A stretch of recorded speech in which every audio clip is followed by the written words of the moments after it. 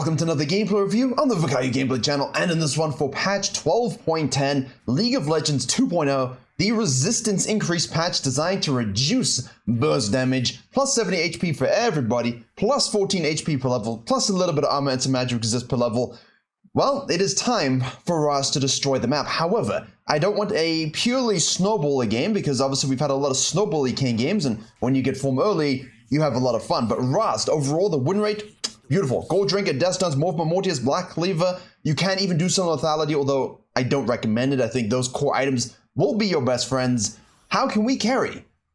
How can we destroy? How can we become unkillable in the new patch? Well, obviously with added tankiness, you know, it's going to be difficult for people to kill a Rust. So, let's see how we do. We're going to have here a bit of a big brain prodigy.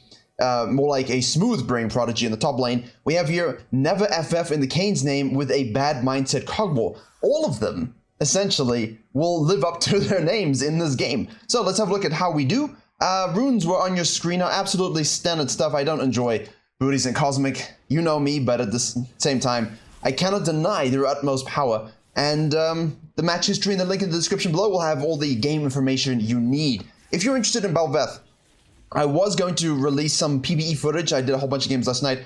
Banger content, but not really for high elo focused channel. And honestly, I think I would prefer to wait until she goes on live and we can really take a good look at the final numbers rather than just clickbaiting for today. But I did do a full champion spotlight on the main channel. So if you're interested in my Bel'Veth content and understanding and descriptions and numbers and so on, all of that on the main channel, that video is doing very well. But for now, we are KAYN watching, and we of course have a Diana starting topside, Set versus Gangplank. Gangplank still the most broken disease champion in the game, yet this guy manages to make him look weak. Although, everything's changing, right? So we'll have to have a look. But KAYN and Rust specifically, guys, if you play these champions, emphasis on that, but Shadow Assassin and Rust, go ahead, you're gonna have so much fun. And even if you go blue KAYN and go with more of a sustained build, you know, purple or bluesa, you can do that, right? You can absolutely do that. So we have here negative prior on the bottom side, a Vel'Koz Arclight. I hate this skin terrible. I have 200,000 of Vel'Koz from way back in the day, and I hated when that skin came out.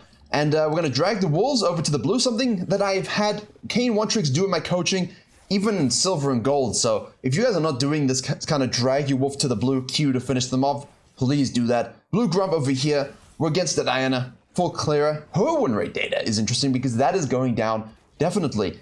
A bursty champion, loves fights over time, but I think the Nash's Tooth build will actually end up becoming a bit more prominent in the new age meta. Obviously when you're low here with KAYN, this is highly risky, and personally, as a Volibear or as a Bel'Veth even, I would punish you on that. Now, we take this crab. Obviously, Diana's going to finish her clear and move on into this. Twisted Fate uses his prior to stop us. We're going to have a look to see if we can do something bot lane, but we have to know that Diana is here, so do keep that in mind. A little bit of disrespect from the KAYN. Bot lane now zoned, ignited, and heal used. Oh, we're going to have to flash out, I think, here. Cogmore's low, Zillion is low. Twisted Fate is here. Vel'Koz cannot follow, never could, never will be able to. We get rooted by max range Yin Gaming. Can we turn it around? E for the heal? Okay, tanking the tower. Excuse me, sir. Excuse me, sir. Why didn't you just wait for the minion wave? Oh, well. Either way, I think, you know, the KAYN kind of sells his bot lane out a little bit there, and that's obviously something that can happen, but you have to respect the full clearing nature of the enemy jungler if that's what they want to do. If it was a Rek'Sai, at least, that'd already be down here, right? You'd be counter ganking, that's great, but a Diana, she is going to have tempo control. Now, most of the time, obviously, this was not the best clear from the Diana whatsoever, and the KAYN did a good job getting out ahead and getting that crab, but if you can't affect that, and you can't affect that counter gank, simply looking to reset and take the second crab is always good, but you don't want to die or force things over a 20% value crab, you know what I mean? But either way, we tried, and we got orbs, which means it was worth. Always is, and always will be. I'm memeing to a certain degree, but still. Diana obviously goes back to base, will come out of base, and will snack that crab, go straight to the top lane. GB is able to turn it around onto the set. Diana is able to get the cleanup kill. We're going to smack down the W. Now we are really going to get some orbs here. Conqueror's fully stacked. We're going to keep going, double proc on the Q. Just keep going, keep going. It is Diana, but it does not matter. This is KAYN Gaming's house. League of Legends 2.0, fully fledged and ready to go. Now, we do have the TP committed from the GP. TP committed from the set, and we could look to simply repeat gank this. Good ward here. Okay, if you're the set, this is a great ward. If you're the Diana and you keep this trinket, great ward, because now we know the KAYN wants to sit around. Now the Diana here is what's interesting. I would expect her to be able to come to the top lane knowing that KAYN is there and her full sequence top to bottom is available. So the KAYN's definitely going quite heavy greed on this and hoping the set doesn't really expect him to stick around. But again, the orbs. Both top laners, I just realized, something you don't really want to think about. Both top laners got kills and died, or like were involved in kills and died, with their flashes up. Now at this point, the Diana, if she decided to come back to the top lane for full-on sequencing, our ult is up early here, so we're going to use it. Hopefully the shield will be gone. W misses. We should have got the kill, then we're forced to Q back in, and now we will die for that. We're going to die anyway. Twisted Fate uses his prior over here. GP is going, well, I'm going to just get some plates. And I think this is very... I mean, you should at least just hit the plate. Just hit the tower and get the plates, man. So, Smooth Brain Prodigy lives up to his name. Loaded early game, honestly. Loaded early game, honestly. And the fact of the matter is, you could have maybe anticipated the Diana to kind of go Raptors, Krugs, and stick around the bottom side to snowball that lane, specifically a Jhin versus a Kog'Maw. But I don't think that was necessarily going to be the case. Obviously, she just went top crab into the top gank, died. She's obviously going to go straight back there, knowing you're still there, and they're going to sequence down if you're not. So, bit of a good decision by the KAYN, no doubt, but you do have to factor in the Diana is most of the time going to be an enemy jungler that is a human being. Not always going to be the case on your team, but the enemy jungler typically will get some things. So Diana is, after all of that, pretty strong. And now we're going Raptors, Red, Krugs. Okay, going up. And we're anticipating that the Diana most likely will now stick around potentially for her blue side. We obviously see this in the replay. He would not. We don't really know 100% what he's going to do. So if you decide, listen, let me go Raptors, Red, Krugs, and shadow top lane again. And obviously that's exactly what we want to do. I'm trolling the camera because I'm looking at you guys while I speak. So we do this potentially with the understanding that Diana might look to sequence up here, but you really have no idea, right? You have no idea. And obviously we see her right away. He leaves the Krugs for reactive pathing. Here we go. GP ult doomed. Sometimes you can't save him. Sometimes you just have to stick your Krugs out. It's good to kind of float and have a look, but at this point, you can kind of track the CS. I'm not going to go over the tracking every single video. Keep pressing tab, keep tracking. For example, if she shows here, she shows bottom lane 28, then she shows top lane 32. We know she did the scuttle, right? She dies here, and then she shows top lane with 36. We know she did the grump, okay? So just keep pressing tab every time you see her, every time she dies, and trying to evaluate what camps in which direction she's going, okay? Just keep that in mind. Obviously something very, very important when you're playing against farming junglers. This was a nice little... I can gank top lane and kill him again, no problem. And obviously get the red orbs that I desire. And at the same time, if Diana goes bot lane, free. And if she shows up, maybe we can do something. Unfortunately, not the case. So, we will go to the bottom lane. Hello, Thresh.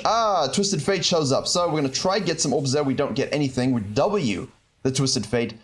Problem is, we have here Twisted Fate and Jhin. So, we're not really getting the orbs of choice. But thankfully, quality of life changes many moons ago have meant that really doesn't impact us as much as it used to. There you go.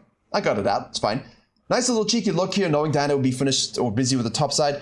I do like just doing Grump here and placing the control ward. I love that because it's so important to respect the fact that the enemy jungler can walk in here with prior and try and get in your face. And if you don't respect that, most of the time you will die.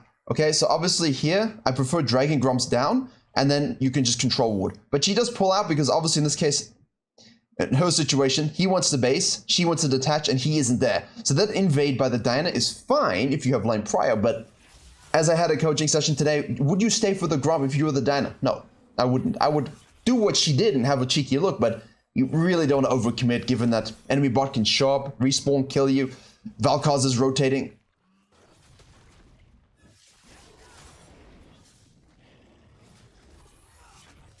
It's painful, but Grump is an independent monster.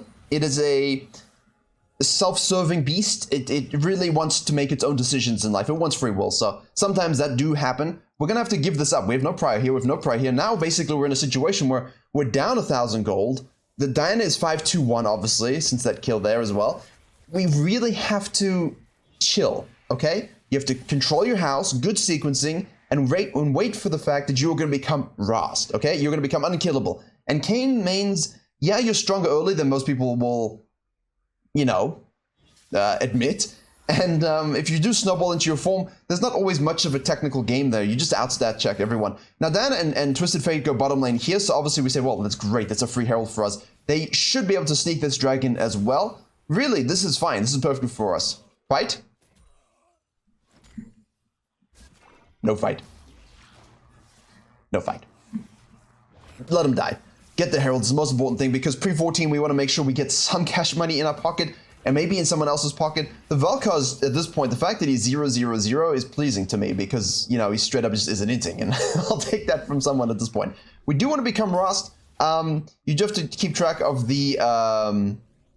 you cannot ping form in replays at all, which is really annoying. And I keep saying that, but I really hope they can fix it at some point. So obviously she takes a dragon. She could counter jungle us, potentially. Or she could just reset. I don't think she will counter jungle us. She knows we took the Grump. So we can take her Grump. And now we can look to overstay a little bit. Get some counter jungling here. And float mid lane. Be wary though. If she spent all this time on the bottom lane, she'll reset and come to the top side. So don't overstay too much. Zillion's moving mid lane. We're going to smack down a W, force the flash there. Of course, the big slow. And now we're moving down here. We don't overcommit. There we go. Reset. 221. Cash money in the pocket is 1850 at this stage. So we definitely want to get Godrinka. And form activation, and now the game begins. Or to quote Anakin, this is where the fun begins. But not for the enemy team. Okay, yeah, not for the enemy team. Not for our Gangplank either. But at this stage, okay, you have Herald. We see the Diana go mid lane and then sequence upside, which means you have a little bit of prior advantage to use your Herald on the bot, or to maybe kill mid lane. I do think here I would like to use a bot lane if the wave, actually, it's pretty juicy, but the Twisted Fate is overcommitting here as well, and we don't want to give him any gold. So there's Diana walking over that. We see this. We know he shadows up lane. 2 minutes. We do have time. We do have time. There's no super rush to waste it, but we definitely want to get gold from this. We're anticipating potentially some counter... Actually, no, I'm lying to you. We saw the Diana go this way. There's no way she's counter jungling it. Come on. Always look... He's resetting his camps too much. I don't think we need to worry about kiting our camps to that degree where they're resetting. We really wants to use a Herald, but again, you have to be really respectful. Diana shows down, so now you can actually think about this, okay? You see Diana going down. She's going to gank the bottom lane. We're level 9 apiece. Here we go. No flash on the Twisted Fate. 2.5 on the tower. And again, the wave clear. The fact that he can do that makes it quite difficult. And now they see you, and now everyone should be moving up. But again, we are Ras. We have Godrinka. We want to see the power that we have in the new meta. In the new meta. Patience, though. You guys don't think it's cool, but the big difference between a lot of you KAYN players who get stuck and a lot of you KAYN players who smurf every game is they know how to just absolutely chill out a little bit and respect prior. Kind of worried about the plates here. I think I might have tried something bot lane just to get something going. I mean, our bot lane's losing. We're not going to bust a tower open, you know, at all. So definitely using a bot lane might have been a better decision. Let's see where he goes with it. But we're looking to force a fight now. Okay, you need really, if you want to carry this game, you need to start forcing a fight. So, good job, Vel'Koz. Knock up into knock up, and he's so generous, and then he isn't. I mean, I would take everything myself. That's the first thing that Vel'Koz has been involved in. Set flashing there into a knock up, into another knock up, into an auto attack. That's a dead set, and this is what we want. We got it. I was so worried we weren't actually going to get the plates there. Nice stun by the Zillion, that's for sure. She's flashing out into the lantern. We're going to ult through anyway. Here we go. This is it. This is what you all came to see. Flash auto. There we go. Oh my goodness. Oh my goodness. You see the patch. It even affects the Diana there. She gets to live a lot longer. They did nerf all the healing and shielding components, but at the same time, those raw stats coming in quite big because this is the standard build and damage you would do with Rust. But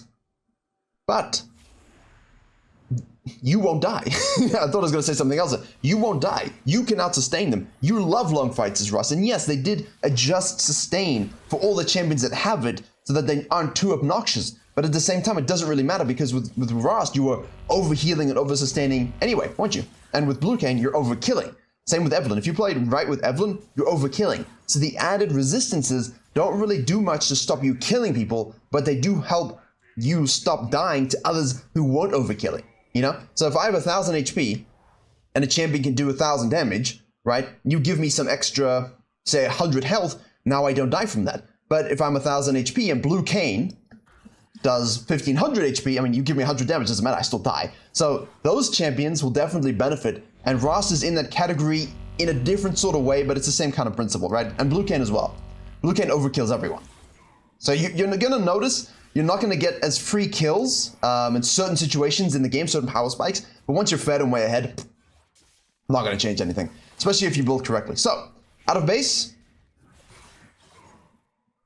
Molv Mortius, Death Dance Gaming. Those 2 items for Score Drinker are the Exodia, Resistance, Lifesteal, Healing, Shield, Never Die runes that you'll want. But we're going to be a bit aggressive here because, again, we are up in gold now, all right? We do need to try and get a dragon, and we are the only real Fed member. And if you look in the match history, you will see that all of this is about the KAYN. It's definitely a slow-paced game, but I've had a lot of super snowbally KAYNs recently, and I kind of wanted something where you had to play it a bit more typical to a solo queue environment where you might be struggling. We're going to get the knock up there. We're going to obviously get the Valkar's burn. We're not going to waste our ultimate at all. We have here the hook on the Thresh. Whoa!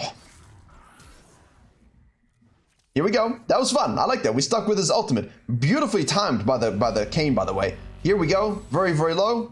We do get stunned. We miss the W again. We can queue in for some more heals. More Mortius shield! Kills by the Gangplank. Good job. Thank you so much. Triumph Proc comes through. Set TBs in. A little aggressive, and the W misses are unfortunate, but who am I to speak? The first time I ever streamed, I missed all my W's because I was so nervous.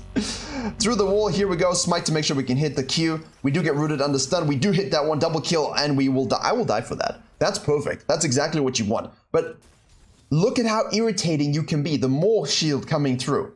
The E healing, the natural sustain you get from being Rost. Beautiful. And of course, Gore Drinker, which you should probably use and survive. Just recommendation. Okay, now, 7-3-3, 10 out of 14 kills. We have a 3k gold lead now. We do want this dragon, which our bot lane will secure. 2, 4, and 1 Cogmos. It's not like he's really doing anything. We're going to eat through the base for maximum mobility. The Valkaz is at least showing himself to be serviceable, which is all you want from a pile of sushi. Although, never eat bad sushi. Life's too short for bad sushi. And also, your stomach won't enjoy it. Just remember these life tips. And Gangplank, no longer smooth braining, 3-4-2. Although the game isn't finished yet.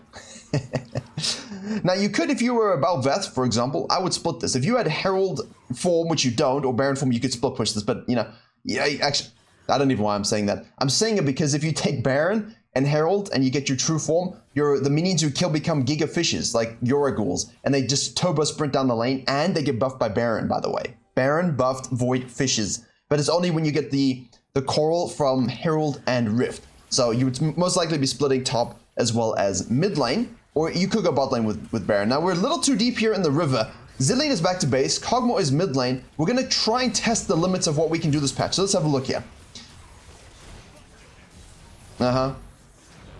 Yeah, we can definitely get some. There we go. We have no ult, unfortunately. Jin's gonna Gale Force in and we will die. So a little bit overcommittal in that situation. We do have Death Dance complete, so we'll just say worth as always. Now, I think the death down bottom here is fine because you don't lose much from it, but the death up here is a bit of an issue, and I don't think we should be in... We shouldn't be able to be caught there, right? I mean, they just took the second Herald, ADC's bot, supports some bays. You know that mid lane is doing a good job, but still, you know, you're at a huge disadvantage numbers-wise and team comp-wise. Now they get to bust open the map because of it, so it's a little bit of an unfortunate death. Kog'Maw does split, though. TP committed. I wanted to see if he overpushed.